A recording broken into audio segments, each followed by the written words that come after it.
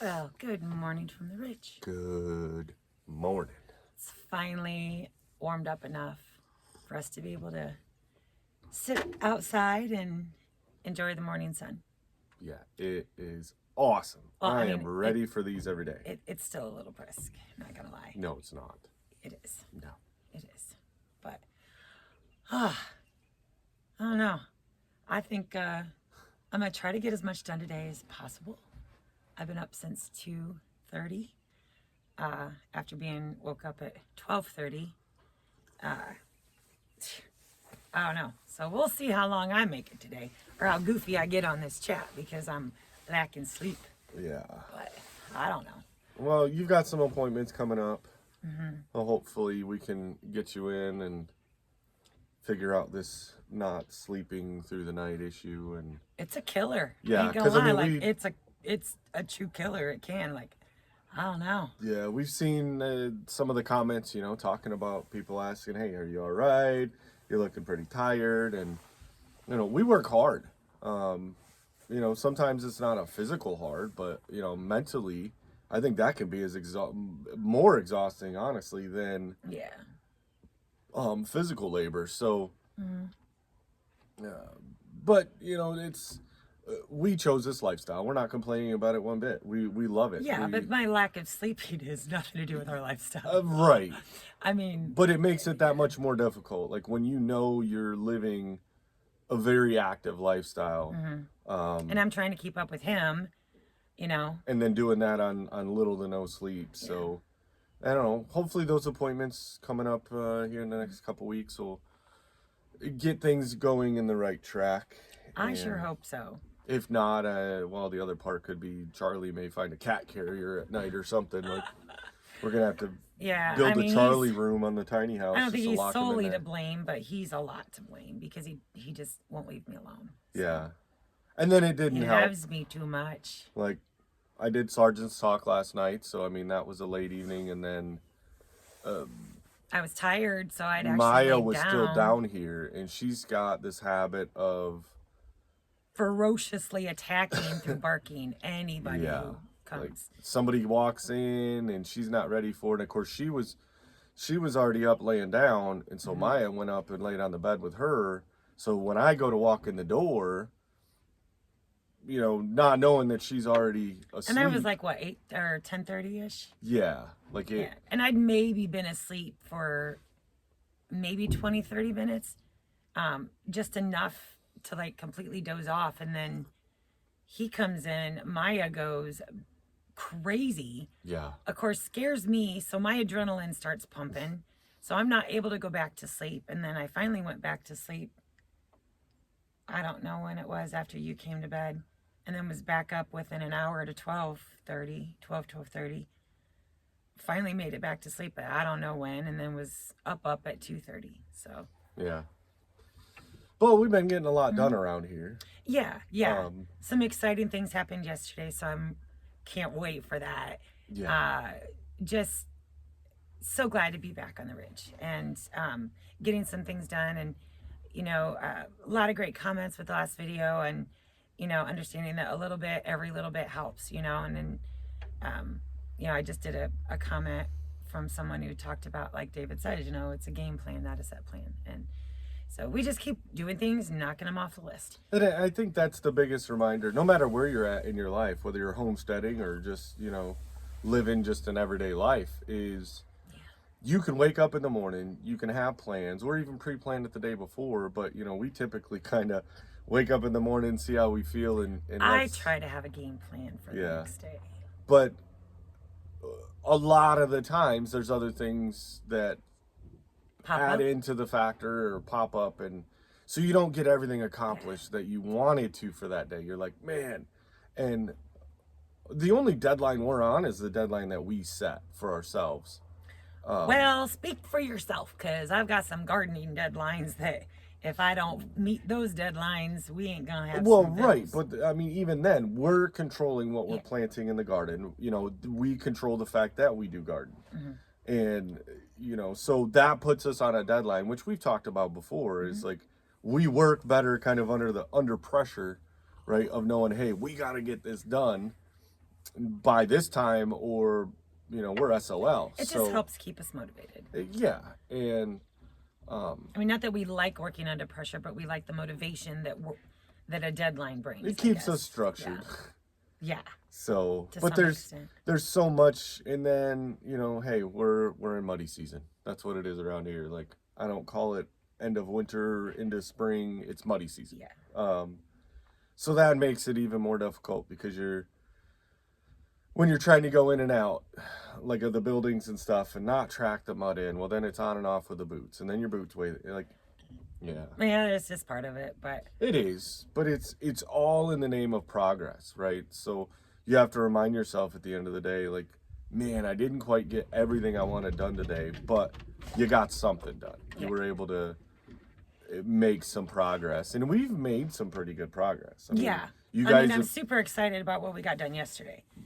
I Yeah. can't tell you guys what that is. You'll see it coming up, but just so excited about that. And just knocking off little things here and there. But I mean, I think the thing that, and it could just be my exhausted brain, but I want to talk a little bit about how you all interpret certain signs. Do you pay heed? Do you not? Like, so we've got some pretty cool plans coming up, and that we were going to do. And as soon as we made those plans, literally two things broke down on the homestead, and they're kind of important. One, for our plans, and two, just an unexpected headache of here's just one more thing to fix. Yeah. So I don't know. I mean, I guess in my exhausted brain, as I'm like pondering these things at 5 a.m. this morning, do you take heed? I typically do. I feel that there's a reason for everything. And, our decisions for our plans this weekend were kind of made, I don't want to say in haste, but kind of like, last minute. And so, we jumped all in, all the way, did everything we needed to do to make that work, right? Literally the next day. Just boom, boom, boom, boom, boom. And it's like, wow, do you stop and be like, okay, the universe is trying to tell you something. Stay put. Yeah. Well, and that was part of it. I mean, without giving everything away, because one, we're trying not to jinx it, but I've got some things that I've got to take care of today of trying to troubleshoot, repair, fix the issue that we're finding, but which changes our shooting plan for videoing. Yeah. So like, it's just, it's kind of one of those things, like it kind of goes hand in hand, because we had plotted out 2 days of videos, which is really rare for us to do. It was just kind of one of those where we're wanting to plan ahead for this weekend of events that we wanted to do. And so here we are, we planned ahead 2 videos, and yeah. Well, and that goes in line. I know we've talked about it a lot of times, though, is the uber prepared vice, or uber planned, I guess, not even prepared, but the uber planning vice, the willy-nilliness of things. Yeah. It doesn't make it any less frustrating. Things that we didn't want to have to take care of. Yeah. But now we have to. And yeah, I see, where you're reflecting with the signs. We talk about it a lot when we're traveling, is, man, it really sucks sitting here in this, stop and go traffic, or parked on the freeway or something like that. But then you realize when you get up there that, hey, there was a big accident that had happened or something. Oh, and, yeah. I and never if you get wouldn't road have got rage. slowed down, maybe you would have been part of that, or, like. There's always a Yeah. reason. I've never, ever been upset at road rage, or had road rage over things on the road, whether I'm stopped in traffic for an hour or whatever. Is it a bummer? Yes. But I'm never upset about it, because I always feel like there's a shield of protection. Yeah. And there's a reason for that. And then you spend a lot of the time trying to figure out, well, what is this reason? Why is this telling us, and like our plans for the weekend, it's like, hey, these are awesome plans, albeit last minute, and we were super excited about it. We were making other plans according to those. And then when it doesn't happen, you're kind of like, well, why, what's going on? What is the reason why we shouldn't do this? What are these things that are happening? Yeah. But on the flip side, right, because I'm always that glass half full kind of guy, right? I'm going to try to find the best of everything. And is this a sign that, hey, I should have paid a little more attention and done a little bit of maintenance to a couple things, you know? And what better way to find out when we're at home where we can make said repairs, vice where we've had situations before, like with the truck and stuff, like, you know, if it breaks and we're out of town and I don't have my tools or the equipment or the, you know, then we're paying out of pocket quite a bit of money to have somebody else do something when it's like, if I was at home, we could do this. So that's how I'm kind of taking this right now is like, hey. Yeah, we got some troubleshooting things to, you've got some troubleshoot. I mean, I'm going to assist, but, you know, I'm not saying that it's I don't know. I guess that's what I'm just pondering my thoughts with y'all is, you know, it's not necessarily that, oh, I heed the warnings, you know. No, it's not like that kind of feeling. It was just kind of one of the things that dawned on me. Like, does everybody think like if they're, or was it just my 5 o'clock brain from already being awake several hours, to where you know, I think about those things, you know, I don't know.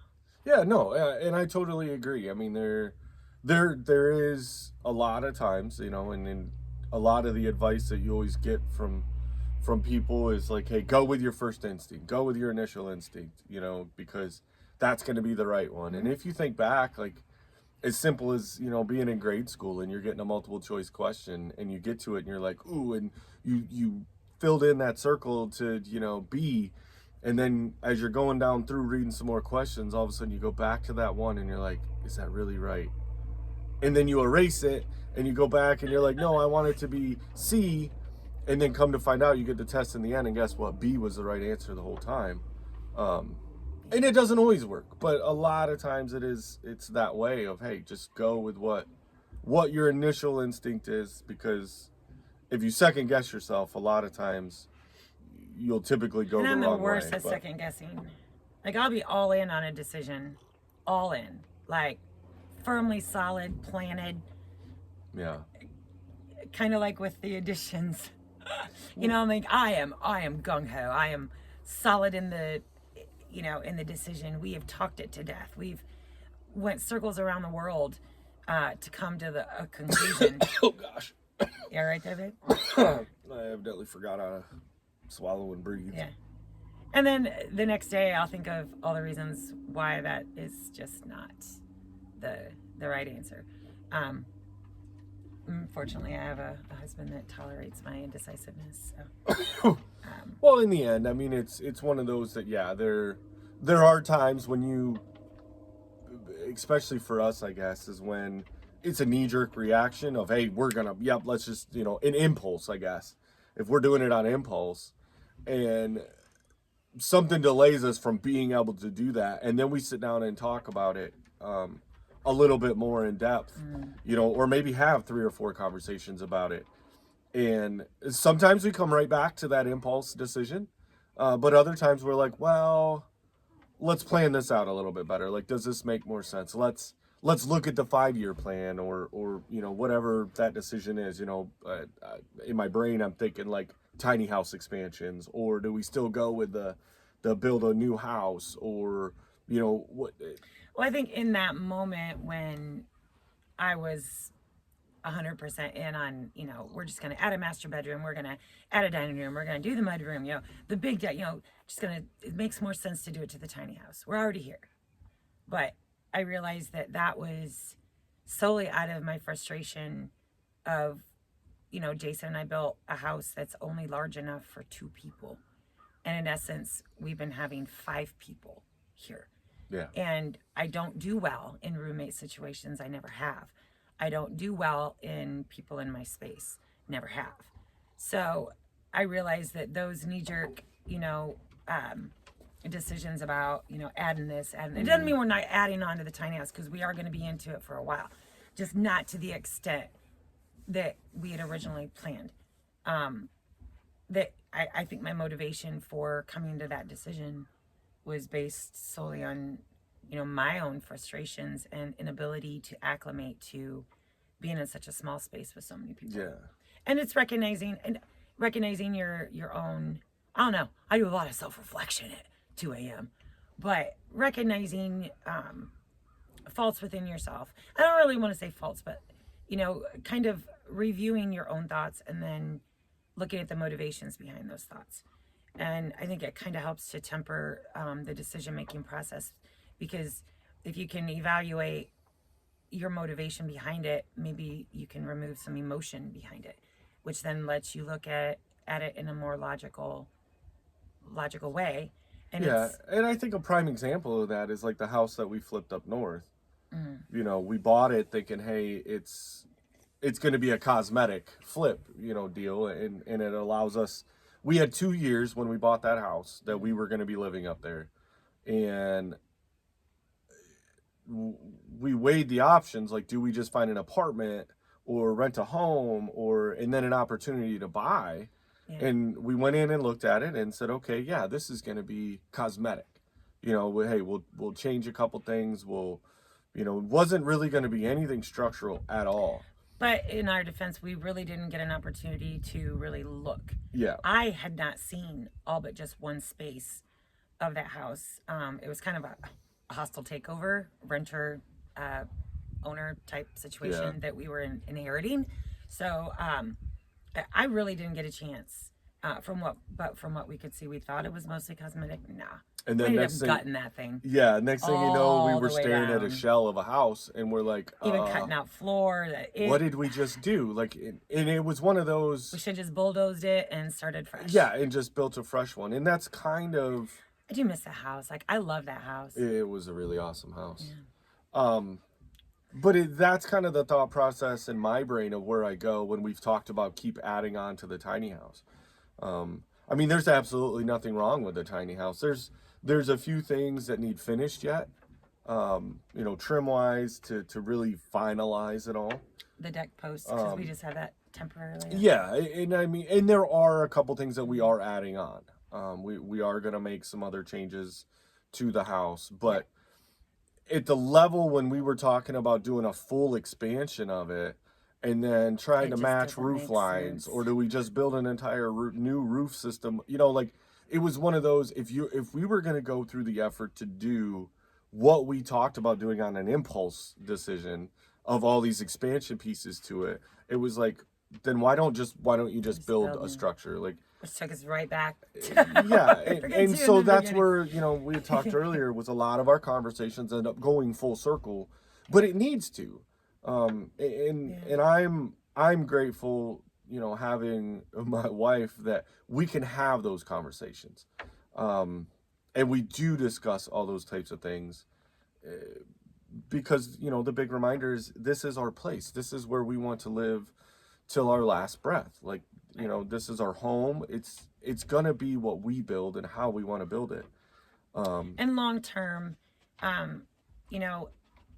we don't want to build ourselves out and not being able to live here kind of deal. Yeah. And, even doing all of the additions to the tiny house, it still would not be conducive for long-term, lifelong living. Right?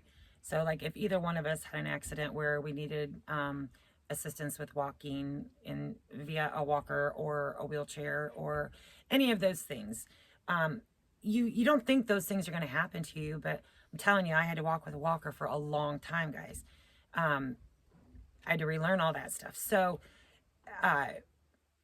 we learned really quick that doing that in the camper, it was extremely difficult. So even if you don't think about those things right now, if you're looking at a long-term residence, you need to look at those things. And I think that's kind of one of the main things that brought me back around full circle is I want a home all on one level. I want all the rooms accessible in every way, shape, or form, whether that means the wider doorways, whatever it may be. when we're yeah, and if you think about it though, the funny part about, when we talk about full circle conversations, they don't just happen in one day or one night or even one month. Because if you go back, right, and this is the funny part about some of our full circle conversations, our original home plan, before we even looked at the first piece of property in Arkansas, or even when we hadn't even chosen Arkansas yet, we were looking at other properties. Alabama, right, was the main requirement we gave ourselves then was it was a one-story house. Because we had looked at Grandpa and Grandma when we were up there, and a lot of our relatives, even in their 80s, they were still walking up some very old. I mean, they were solid steps, but it was an old home, an old farmhouse that he's, expanded and remodeled over the years. But they were some pretty steep steps to be able to go up and down them. And they were short, narrow steps. Like, they weren't your standard what you would walk into stairs. It was an old farmhouse. In today's house. And knowing that even in their 80s, they were still going up and down them steps. And I was like, how? Like, it was a workout for me to get up and down them. And that's, so we said it even that many years ago about we want a one-story home. Like, that's cut and dry. And, of course, that changed with the tiny house. And I'm not sorry. Like, I love the tiny house. Absolutely love it. And, I knew that it wasn't going to be our forever home, but I knew that it would definitely be wonderful for us. But when we took it over, Jake already had his own cabin, and it was just, me and Jason. So, times change, things change. But yeah, so I don't know, we went all over the place with this. We did full circle. Yeah. It's all about the full circle, guys. Yeah. It's one of those that, yes, I mean, the tiny house is amazing, and we love it, and I think we love it even more every day. But it is, going with the advice that we got early on from Uncle Ron was, hey, build your house for the two of you. And that's what we did, right? Joke's on us. That was the plan from the get-go, was we're building a house, and we did that, right? This house is built for two people, perfectly comfortable. Like, the systems that are in place, the size of it, like, but then if you add more people in, and we've noticed even when our friends come over, right? Like, we're not even just talking about the five of us that are here on the ridge, but we get, Ryan and Jess or Eric and Missy or anybody else that comes to visit. When you add two more adults, and you're trying to sit down to have a dinner or just hang out. We're all really good at eating while standing up. Yeah. It's become something that we're all really good at. And so, but even with that, like, when we build the permanent home, when we build the bigger house, it's not going to be super huge. We're not talking about building some 2,000-3,000 square foot home. Like, it's still probably going to be capped at around 1,200 square feet. Maybe. Oh, max, probably. But I think it's going to be, the big thing with it, one, is it's going to be one structure, whether it's rectangle, square, whatever, and more open. Yeah. To where, we can actually have a dining table. And I can be prepping food and still interacting with all of our guests in the living room. I want it completely open in that aspect. And that was our original. We're still working, finalizing floor plans. Our original design idea, like I said, even before we looked at the first property, when we were like, okay, well, how do we want to live? What do we want? What do we want our home to look like? Because, although we don't spend a lot of time in the home itself, the building, there are times you are forced into it, right? The weather's not good. You're not feeling well, one thing or another. Like, you still want your home to be comfortable, and you want it to be comfortable for guests to come. And I think that's where, when we build the main house, the tiny house will become a guest house. A guest house. Or we'll Airbnb it. Yeah. Jake is hot on the heels with his home plans. Mm-hmm. He is so Which motivated. is a bit of a change. It's like, I don't know, here soon we'll get him on here and let him explain kind of his thing. But yeah, he's changed the overall plan that he wanted.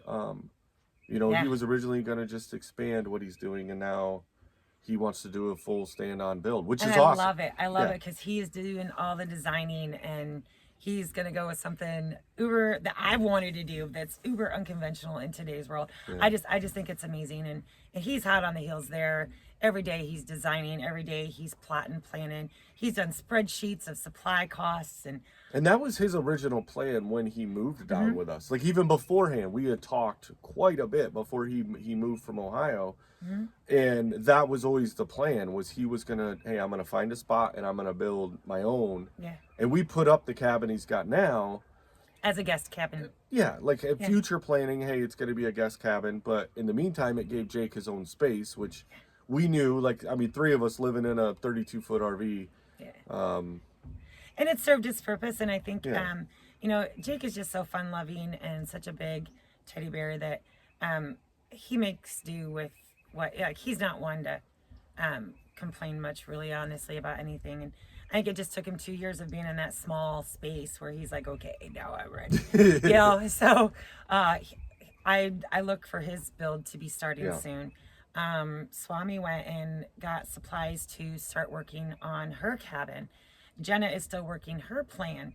So there's going to be so much activity this summer here on the Ridge, and I'm excited for all of it, to see everyone doing their own things too, and you know, garnering their special places.